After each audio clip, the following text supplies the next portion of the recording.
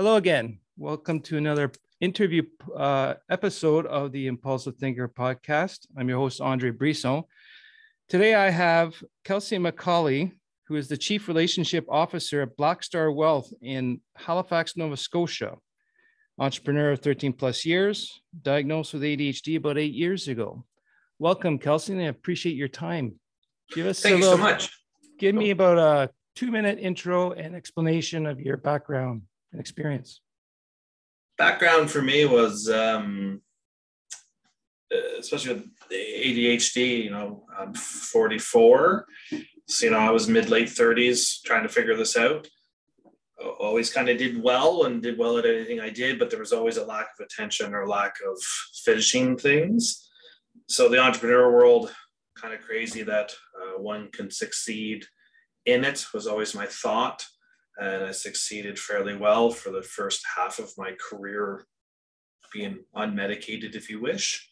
And the second half of that career, more medicated, more systems, and learning to live with ADHD, living with it, accepting it, and then how to enhance what some people see as deficiencies.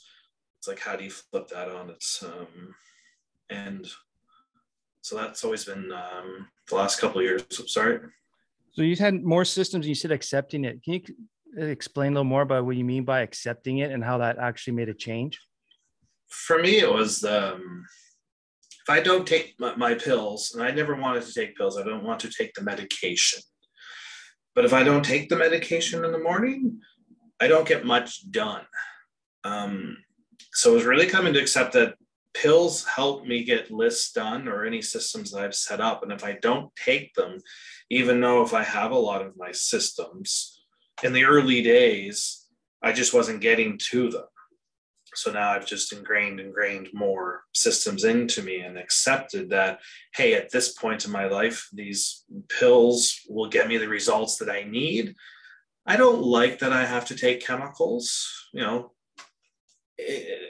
but it is what it is.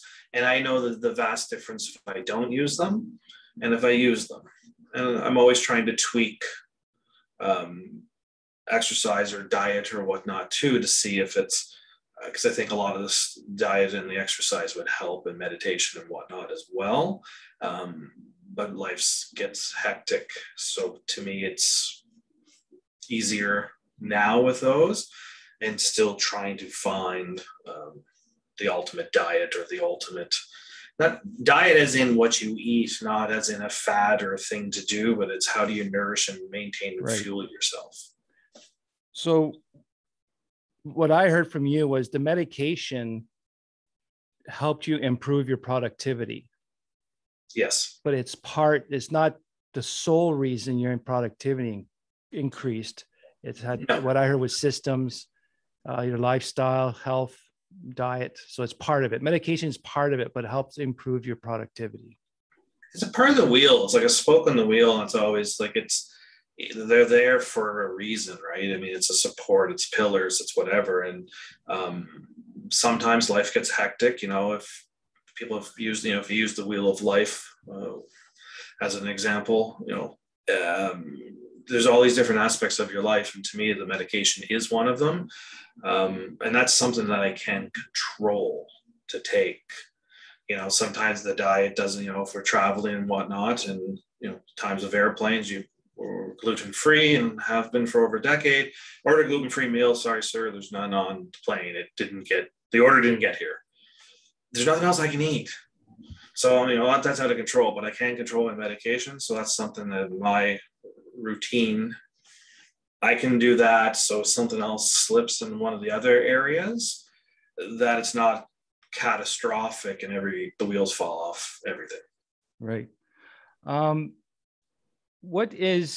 So would that kind of fall in line with your biggest, or one of your largest ADHD challenges as being an entrepreneur? I think it's the high verbal reasoning and my brevity. I just short to come to an answer. Like if you put a problem to me, I probably give you an answer extremely quickly, more than others. And if I was to take time to think about it, it probably wouldn't change. And that's the high verbal reasoning. Whereas my wife has lower verbal reasoning. It doesn't mean that she's not as smart or anything. It's, if she gave the answer on the spot, it'd probably be the same 80% of the time. But if you give her a little bit more time, that answer could be better because there's more time put into it. For me, it's just, here's the answer you're going to get. It doesn't matter really what time I put into it. So to me, if I know something's coming to a finish or an end, or this isn't going somewheres, I value my time so much that sometimes the brevity, it's like, I just done. Okay, it's time to move on, because you know what? I don't want to waste your time. You don't want to waste my time. And there's no sense of, playing these niceties and what we should be doing, instead of like, why don't we just call it so we can actually go help people that are a better fit. I think that's the big challenge. You find that a challenge? So yeah, definitely. You got impulsivity and impatience. But what I heard is actually you use that as a strength to just get things moving. Yep. I completely understand. Like if I got the decision, I just move forward. And with our impulsive brains, it doesn't take much time to, if we got verbal reasoning or any mental reasoning abilities, especially with the high achieving ADHD entrepreneur, our motivation and drive's up there and our mind don't stop. So yeah, I think it's in the delivery of the brevity. Yeah. Could be the challenge versus the strength. Oh. And that's where I'm like, yeah, I always say it's, if you run into someone and they say, hey, I was talking to Kelsey MacAulay, and you go, what was he thinking? And their answer was, I'm not sure. You're just going to go BS, because I don't want to play these games, because there's no time for it. It's like, let's always say, the only thing you and I are equal in is time. Mm-hmm. That's how we spend it. So we're spending it on here, and hopefully someone gets a nugget out of this that helps them, because you and I have both spent a little bit of money on coaching and reading and self-reflection, and it's things like this that can help. So that communication and brevity, I think a lot of people, and it's not meant to be rude, it's just kind of the way we are. And it's like, well, society's not set up that way to accept brevity. It's all set up to just long-winded, continual jibber jabber. We're results driven. I would say we're a results-driven economy. So, like, if Andre and I want to do this at 6 o'clock in the morning because this is what makes our schedule jive, then great. Why does it have to be between 9 and 5? If you need to go to the dentist, go to the dentist. The dentist works during the day, and then get your work done. Flexible, and that's society's not says it. It says it's flexible, but it's not in a lot of places. Well, I think that's part of it, and majority of society is not set up for results based. They're all time based, reward based. You get your 40 hours in, you're paid, you're rewarded with a weekend. Yeah. And I think that's what sets the high achieving entrepreneur from most other entrepreneurs or society, is that results based, and let's get there quickly. And then with the ADHD side, it just adds a couple more challenges. So how about what do you think is your success? Not success, sorry. Strength. Strength for me is my relationships. I mean, that's the title's chief relationship officer. I did a strategic coach exercise. It's been like a decade ago. I can't remember if it was the first year or second year. And it was, you had to go out and talk to some friends, and they had to use some words about you. Oh, unique ability. So that's exactly what I was trying to get down to, the unique ability exercise. And one of my good friends was social connectedness. And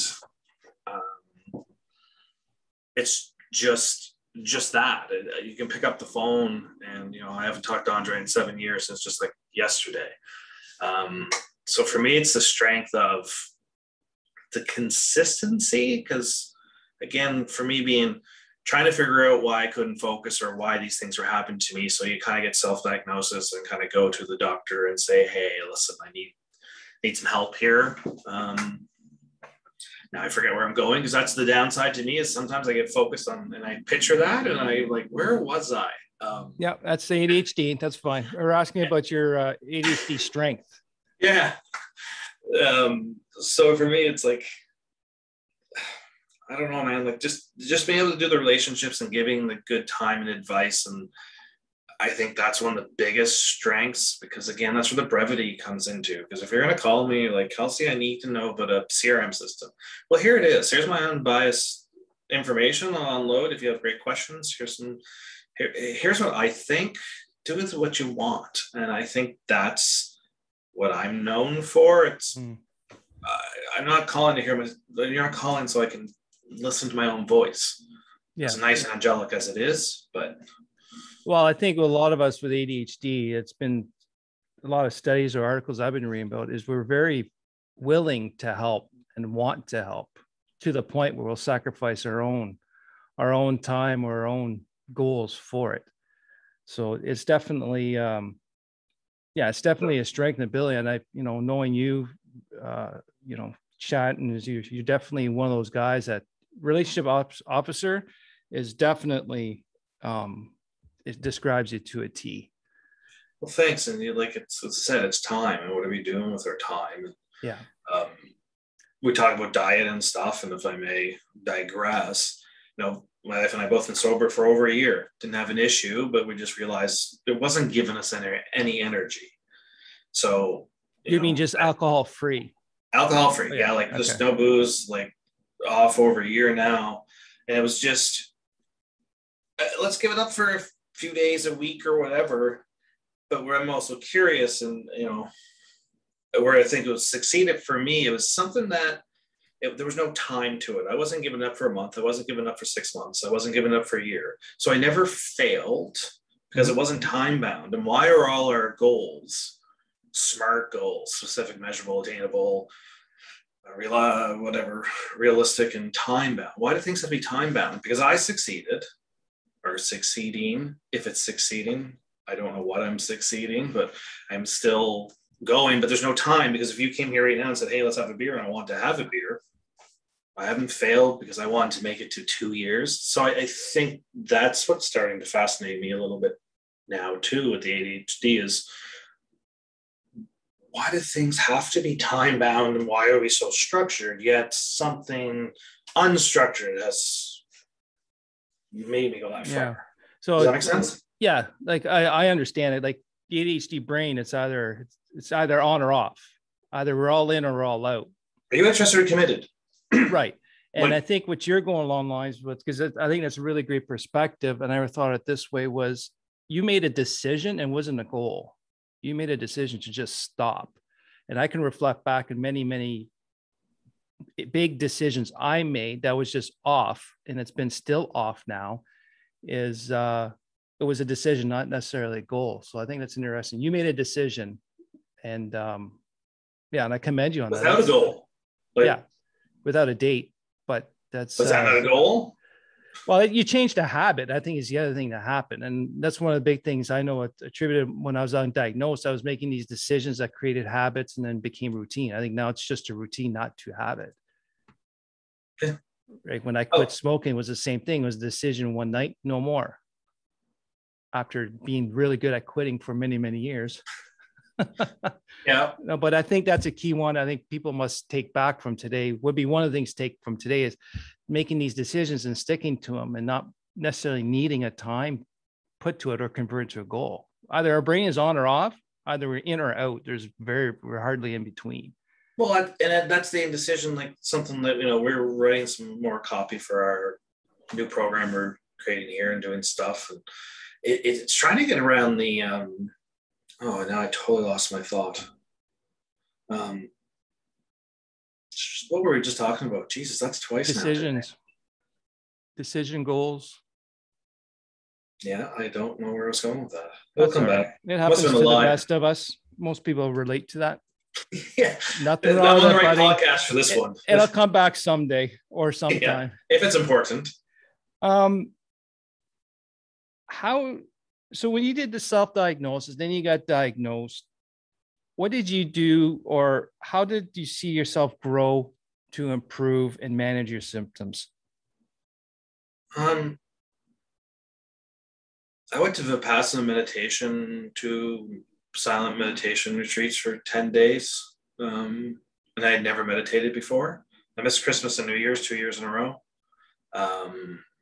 Flew from Halifax, went into Montebello, Quebec, surrendered myself, I'm about there for 12 days, the reflection time in there. And it was, I get in, there's 60 other people, you're allowed to talk, as people are coming in, and then you just don't talk, you don't make eye contact, there's no phone, there's no, it's just like, it's total noble silence, and fantastic. But you're alone with your thoughts for 10 days. And I think that was quite interesting, of stuff that we push off. You just make decisions. And I think that was one of the biggest things, is getting a meditation practice. Now I went to the severe route because I said, I was talking to all these people at the front end, and like, hey, like they've been doing this for 20 years and they've tried 3 different methods. And they looked at me, hey, what's your practice? Like, I've never tried. And they kind of look at me like, this is PhD, man. Like and I said, well, I booked off 10 days. It was between Christmas, the Christmas and New Year's windows. So it wasn't really business wise. It was the best time. Yes, did I miss my wife between Christmas and New Year's? Obviously, yes. I couldn't talk to her or do anything. But that self-reflection time, I think we don't take enough of that.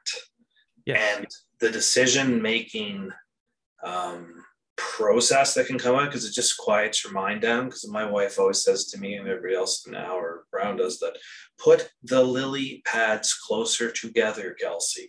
You're too excited. You're too, you're 10 miles down the road, man. Yeah.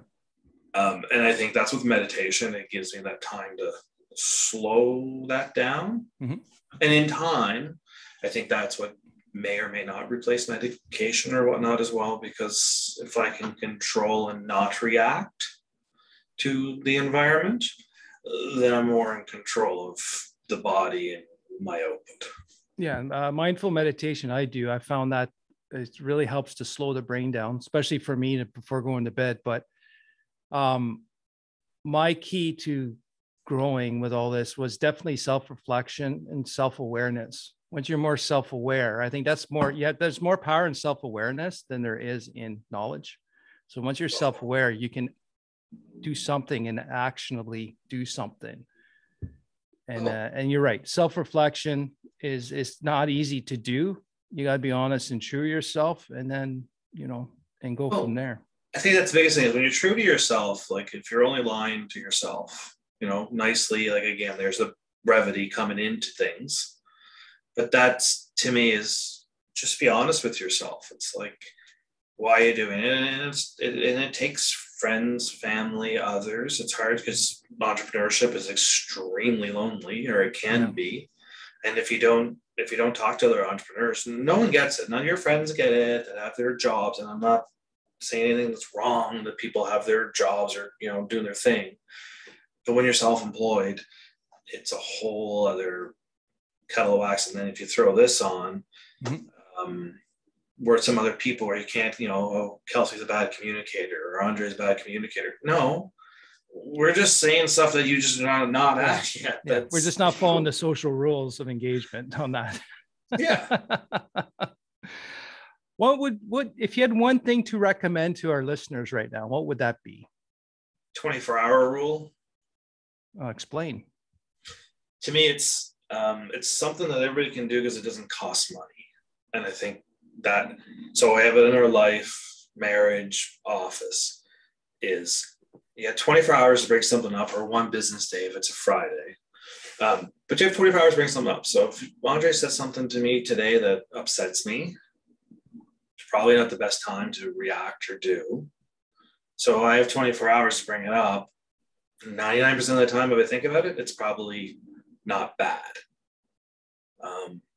That to me is, I don't want someone yelling at me 3 weeks later when I'm putting copier paper in the copier for something that I did, as I said, 3 weeks earlier. Like it just, no drama, move on. So for me, it's that 24-hour rule that, hey, get over it. And you're not guessing. It's like, hey, do you think they're still mad about X, Y, and Z?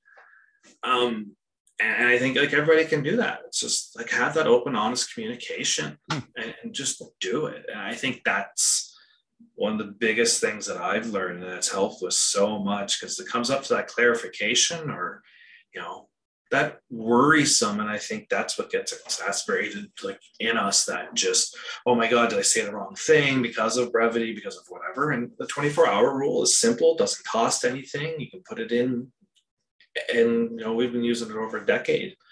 So that's a fantastic way to overcome that intense emotional reaction, impulsivity. That's I think that's a very important rule. I like that rule. Can you give us a little more of a background of Black Star Wealth to end this off, and where we can find you guys? Yeah, thanks. We're blackstarwealth.com. We're located physically in Halifax, Nova Scotia, but we work with clients, entrepreneurs from coast to coast.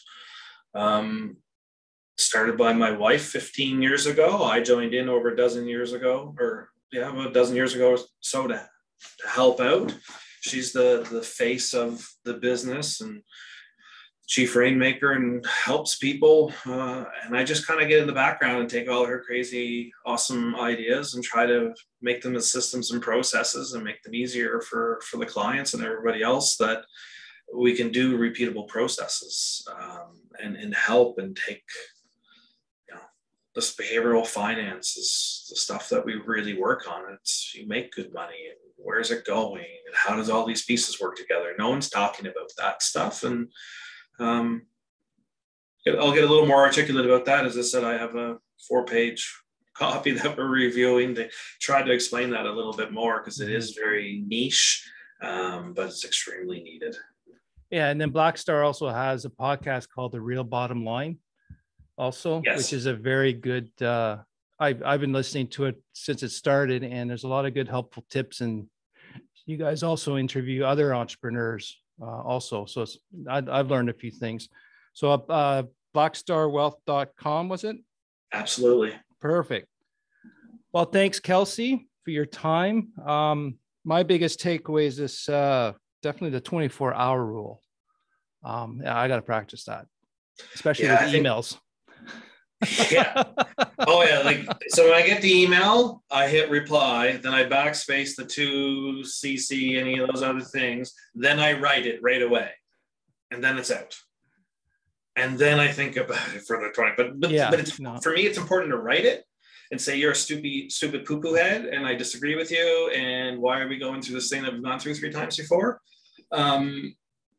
So I think for me, I have to write it. And if I don't write it, it gets, but I make sure I take out that it's a blank, it's a blank email, but it's responding to that.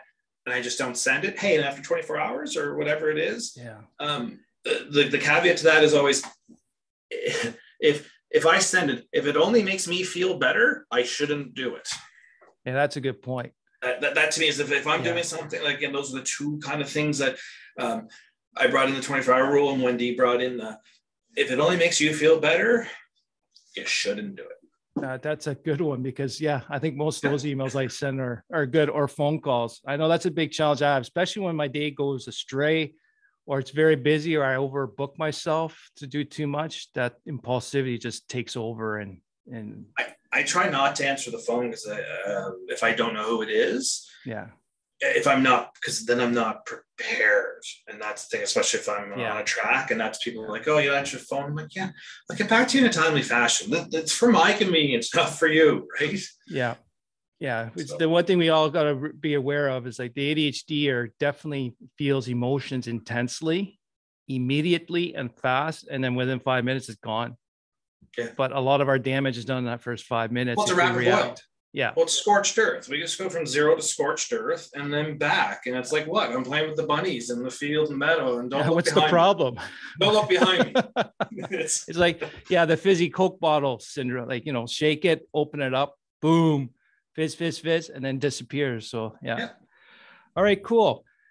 Thank you for listening to another episode. And please subscribe wherever you get your podcasts. And if you got any comments or questions, please send it to me at the website or at questions@theimpulsivethinker.com. I definitely would like to hear your opinion about this 24-hour rule, or what else, or what routines or habits or tricks do you have to prevent this immediate reaction to things, something similar to 24-hour rule. I definitely would like to hear about it. Thanks again, Kelsey. I appreciate your time. And just remember, everyone, ADHD is a part of you. It is not all of you. Have a good day and talk to you soon.